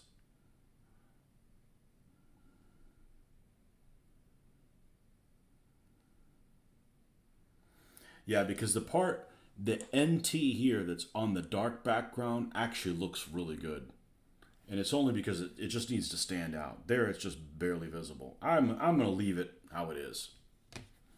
Deep red, hail, and we'll meet from the UK. It's 1:15 and I can't sleep, so I come by. Hey, man, you're always welcome. Excellent. UK, the land of toys. You know, this is a toy. It's cruiser time. I love British cruisers. They're beautiful. They're elegant, like the name of this one. I like them. Like Christie suspension.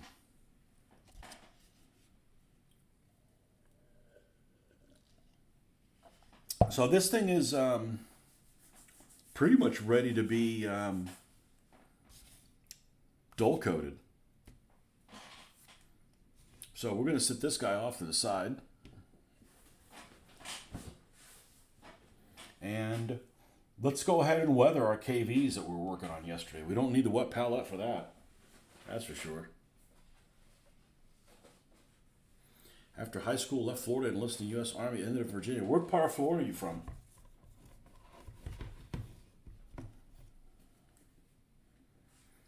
I'm extremely defensive about Florida. You know, you don't like Florida, that's fine. We don't need you here. I'm not talking about you. Just reminded me of that. You know?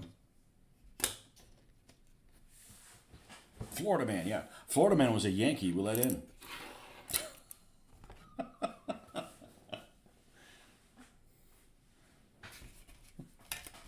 People say, hey, Florida's terrible. Perfect. Don't come down here. We don't need any more people.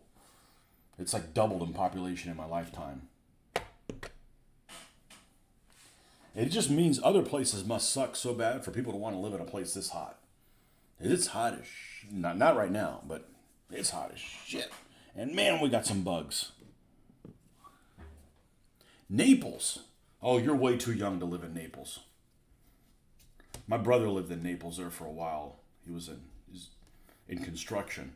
You couldn't afford to live there, and that was a while ago. And everything was, at least at that time, this was probably 15 years ago, something like that. Everything was closed super early because it's just so, not really something for a 20-something to be there. And I'll tell you what, the beaches are beautiful down there, but the part that I like where I live, we don't have to worry about the storms.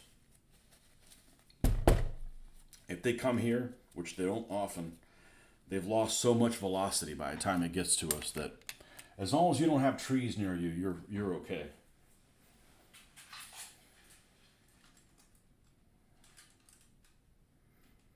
But Naples is beautiful, but man, and now it's even worse. Now it's just like, can't afford. It's just super expensive, super expensive. You watched a nice video about the Mark V First World War I tank today that you guys have over there. Quite a story. We have a Mark V World War I tank. I'm not familiar with World War I tanks. All World War I tanks. My grandfather arrived in Naples in the early 50s and was a realtor. Oh, there you go. That seems like a really handy profession to have. You got to move a house and you got to buy a house and you kind of like have a clue what you're doing instead of having to rely on other people. Seems like a real handy profession to have. I need a bigger brush for this thing. This one should do just fine. I'm not familiar with World War I tanks other than, man, they're all ugly. Aren't they? There's not an attractive World War I tank. Maybe the FT-17 is the most attractive. All World War I tanks are god-awfully ugly. I think almost all the World War I planes are ugly. Except the Albatross, Faults. I don't like radial engine aircraft. I don't like how they look, as a general rule. And just about all World War I aircraft were radial engined. Or radial engine looking. There we go. So we're just using the base color here, which is US Field Drab. It's one of the colors that's going to be on the base. The same thing I did with the other KVs.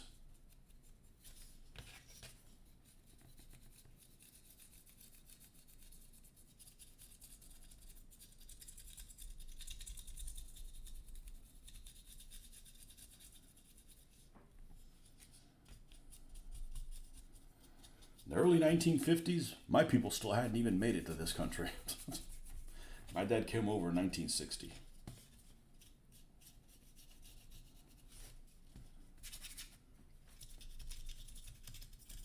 And I was born here, thank goodness.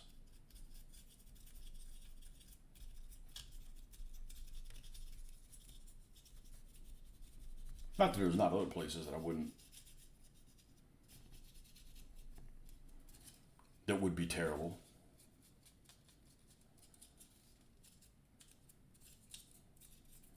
Okay, can't go crazy because you need to leave space for the next color up, which is Iraqi sand. I don't like it when like no green shows through the suspension on the running gear. Gotta have some showing.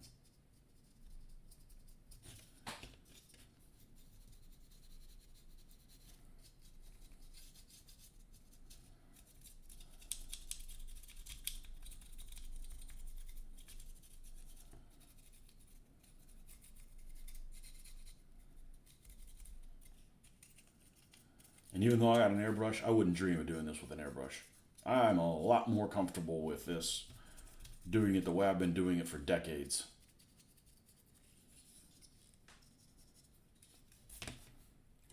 Okay, and this is the turret on this bad boy. Hello. Thank you. The fit and finish is so good on these, you don't even have to glue them on.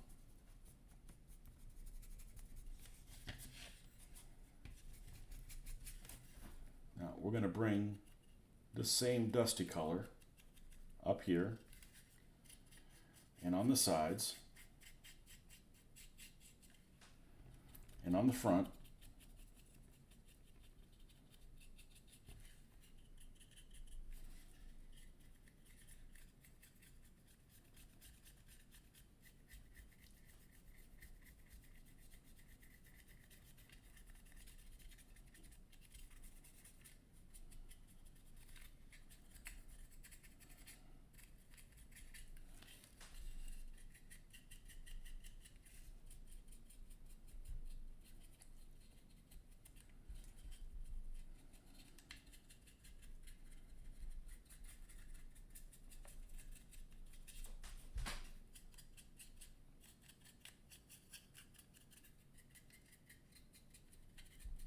Okay, and even on the turret, specifically the edges.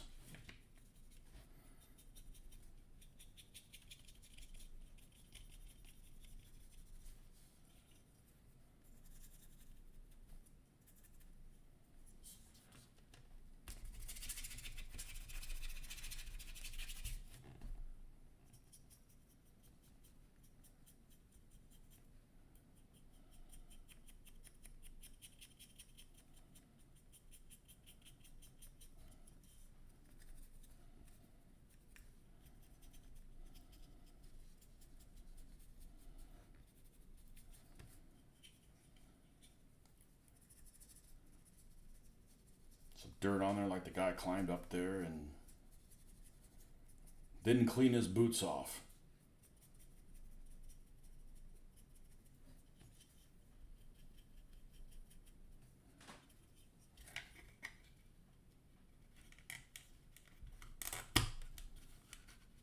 Okay. Now, let's stay on this same vehicle. Let's pull out Iraqi sand. Do I have a website photo of my tanks? I did, and then it was just too much work, so I post on Facebook. It became too much. You just don't get, when something is a lot of effort and the word doesn't get out, I just stopped doing it. So I used to have a what do you call it? Well, I still have it. I just haven't updated it in years. What's it called? WordPress. I used to do Blogger, and Blogger is just so unuser friendly, even back then. You'd go and you'd type something out really detailed, and you'd go and hit enter, and all of a sudden it would disappear, and you have to do it again. And there's less things I enjoy more than having to type something in vain. It's really frustrating. So I had a WordPress site, or still do, but I haven't put stuff on there in years. I just usually put things on Facebook, and this, so because what happens is if it starts becoming a lot of work to post the things that you've done, and very few people see it. It starts cutting into being able to create more things.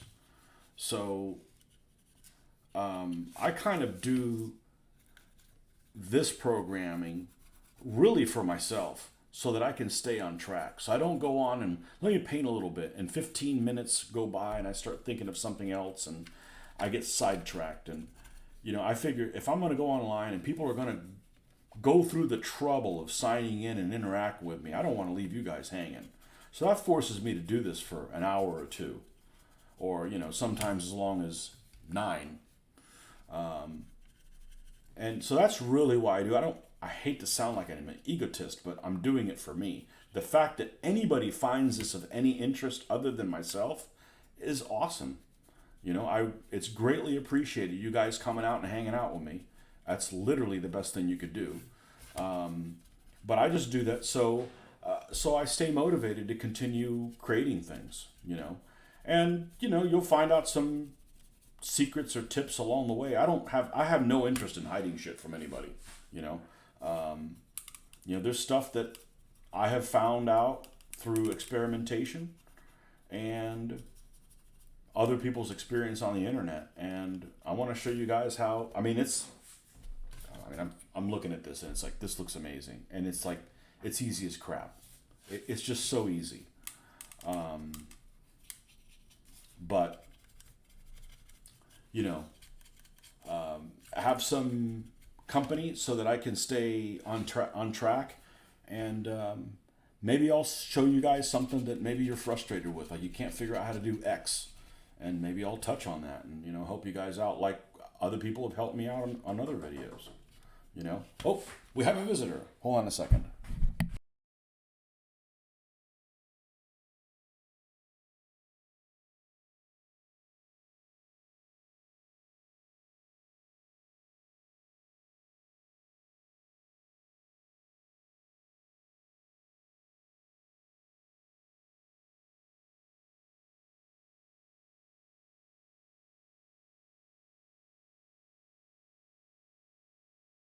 Okay, I am needed in about 15 minutes, so what is it? I just sent you a friend's request. Absolutely.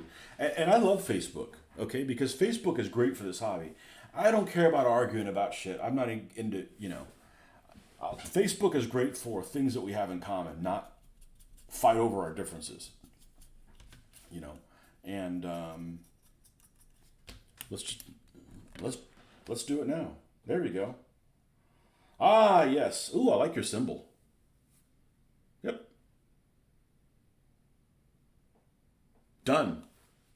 I post stuff there all the time, so, I definitely want to post the stuff that I've done because it keeps me on track. And I'm going to post pictures of this. It doesn't do it justice right now because the video feed just doesn't pop like it should, but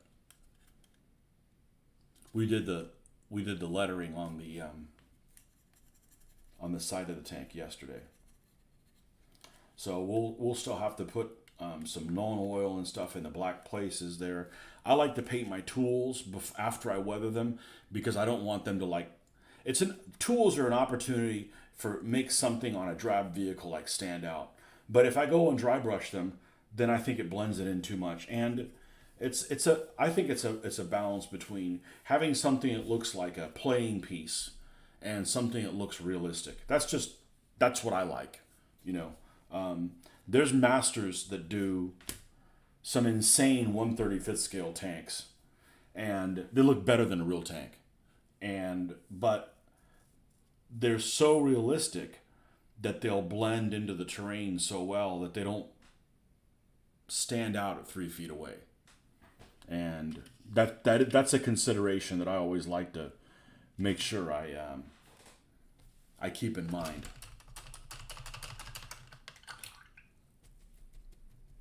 But yeah, if you can't fall asleep, come here and listen to my nonsense. So we're gonna have to paint the metal on that. Let's here is the other KV2, and of course the turrets are interchangeable. So I've got 4 holes, and it got some, and it's got some real, you can't see it right now, but there's some really nice modulation that happens with this, with just and just doing something simple green. I still am priming the whole thing in black. I dry brush the base green color. That allows some of the black to stay in the crevices. Wait for that to dry, and then give it an agrax or a brown wash. That adds some brown stuff in it subtly. Then I come back and dry brush with a base green color again and start lifting it using dark sand.